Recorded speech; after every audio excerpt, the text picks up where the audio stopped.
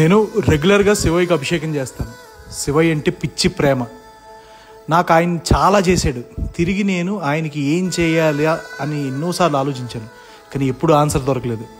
కానీ ఒక రోజు రావి చెట్టు కింద రోజంతా ఎండలో ఉండే నా శివయ్యకి మార్నింగ్ అండ్ ఈవినింగ్ మాత్రమే అభిషేకం జరుగుతుంది. పాపం రోజంతా ఎండలో ఉంటున్నాడు.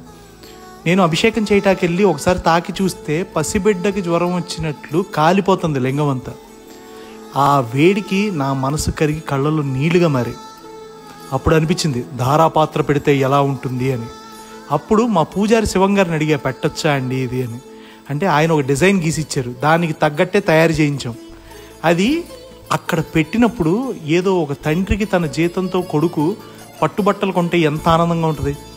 ఒక బిడ్డకి తండ్రి మొదటి పుట్టినరోజు అప్పుడు వాడికి నచ్చిన బహుమతి ఇస్తే ఎంత ఆనందంగా ఉంటుందో ఆ ఆనందం అనుభూతి నేను ఫీల్ అవ్వగలిగాను.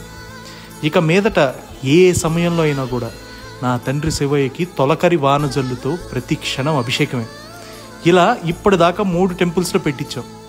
మీకు తెలిసిన శివాలయాల్లో ఏదన్నా అవసరం ఉన్నా please ping me, feel free to ask me, నేను ఖచ్చితంగా చేస్తాను. ఎప్పుడైనా గుడి బాగుంటే దేశం బాగుంటుంది. ఎందుకంటే ఒక గుడి రోజుకి కొన్ని వందల మందికి అన్నదానం పెట్టే అమ్మ. అలా అన్నం పెట్టి ఆకలి తీరుస్తూ గుడి. రోజు అంతమంది అక్కడ అభిషేకం చేస్తున్న ఆలోచన నాకు మాత్రం కలిగేలా చేసిన నా తండ్రి మహాదేవుడికి ఏమిచ్చి రుణం తీర్చుకోగలను నేను? మనస్ఫూర్తిగా హర హర మహాదేవ అని చెప్పడం తప్ప.